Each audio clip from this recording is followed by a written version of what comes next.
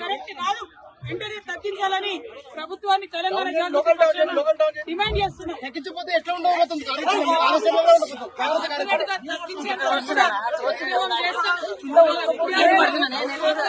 మహిళలు అందరూ కూడా